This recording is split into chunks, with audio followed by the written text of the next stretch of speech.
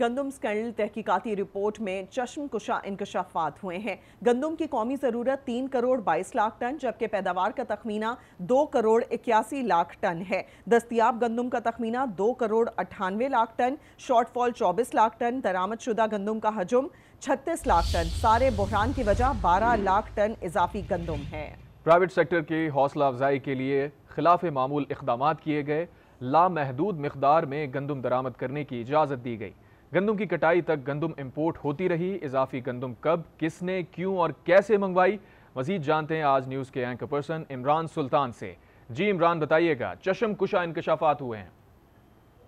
جی اویس، انکشافات یقیناً چشم کشا ہیں اور سوال یہی پیدا ہوتا ہے کہ گندم درآمد کرنے کی اجازت کب، کیوں اور کس طرح سے ہوئی۔ تو اب یہ جو پوری کمیٹی بن رہی ہے، میں یہ سمجھتا ہوں کہ اس کمیٹی میں ہمیشہ کی طرح کسی نہ کسی کو بچانے کی کوشش کی جائے گی، کیونکہ اعداد و شمار ہمارے سامنے ہے۔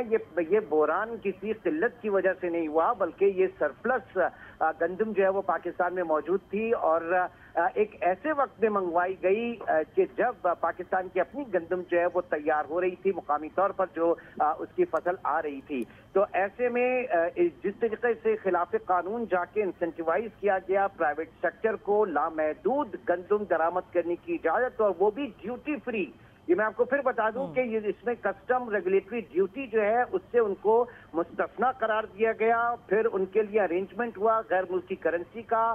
آپ پورٹ کے اوپر جائیں تو وہاں پہ برتھنگ کی سہولت ان کو ترجیحی بنیاد پر دی گئی۔ ایل سیز جو ہے ان کی ریٹائرمنٹ بر وقت کرائی گئی، اور اس کے ساتھ ساتھ کوئی ٹائم لمٹ بھی نہیں تھی۔ یعنی جب ہماری گندم یہاں پر مارکیٹ میں پہنچنے کے لیے تیار تھی، تب تک آخر تک گندم جو ہے وہ امپورٹ ہو رہی تھی۔ اس کی بنیادی وجہ یہ ہے کہ پاکستان میں جو گندم کی قیمت ہے وہ 3,729 روپے جب تھی، جو امپورٹڈ گندم جو تھی وہ 3,729 روپے کی، اور پاکستان میں 4,880 روپے کی، یعنی 1,100 روپے کا فرق جو ہے کمرشل امپورٹر کو۔ اچھا عمران سلطان، اس پوری سچویشن میں جو آپ نے بتائی ہے، ٹائم بہت زیادہ امپورٹنٹ ہے، یعنی کہ آپ کی گندم ریڈی ہو رہی ہے، فوری طور پر ایل سیز بھی کھول دی گئی، آن ٹائم وہ تمام چیزیں یعنی کہ آرڈرز آ بھی گئے۔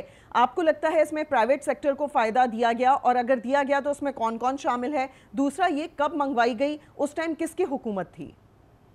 دیکھیے، یہ جب پچھلی پی ڈی ایم گورنمنٹ تھی اور لاسٹ جاتے جاتے یہ سمری جو ہے یہ رکھی گئی، اس کو مؤخر کیا گیا، لیکن کاکڑ صاحب کی جب کیئر ٹیکر گورنمنٹ آئی اور اس وقت جو ہے اس میں یہ سارے انتظامات کیے گئے، اور جن صاحب نے کیے، جو اس وقت سیکرٹری فوڈ تھے، وہ پاکستان میں میگا کرپشن کے اندر انوالو رہے ہیں۔ وہ ان کا کیریئر جو ہے اس میں نندی پور جو پار اسکینڈل ہے اس کے اندر وہ شامل تھے، اس کے علاوہ رنگ روڈ اسکینڈل کے اندر وہ شامل تھے۔ ان کو نوکری سے برخاست کیا گیا، لیکن کیا کیا جائے کہ وہی جو ہے وہ بڑے منظور نظر ہیں، اور آج بھی ہم دیکھ رہے ہیں کہ موجودہ اس گورنمنٹ کے اندر وہ سیکرٹری انفارمیشن ٹیکنالوجی ہیں، ان کا نام اس کے اندر جو ہے وہ سر فہرست آ رہا ہے اس پورے سیٹ اپ کو کرنے کے اندر۔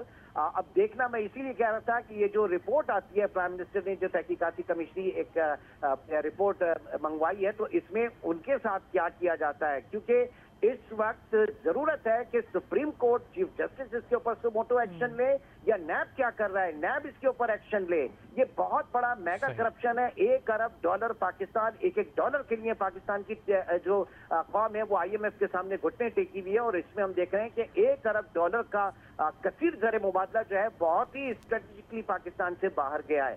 تو ساری نظریں اسی کے اوپر ہے کہ وزیر اعظم شہباز شریف جو ہیں وہ نواز شریف صاحب کو کیا بتاتے ہیں، اور اس رپورٹ کے اوپر بالکل ساری نظریں اس پہ ہیں۔ جو یہ کمیٹی تشکیل دی گئی ہے، یہ رپورٹ کیا پیش کرتی ہے، رپورٹ میں کیا کچھ سامنے آتا ہے۔ عمران سلطان، بہت شکریہ۔ ناظرین، رپورٹ سے متعلق مزید تفصیلات جاننے کے لیے آپ پروگرام دیکھ سکتے ہیں آج رات 10 بجے، پروگرام 10 صرف آج نیوز پر۔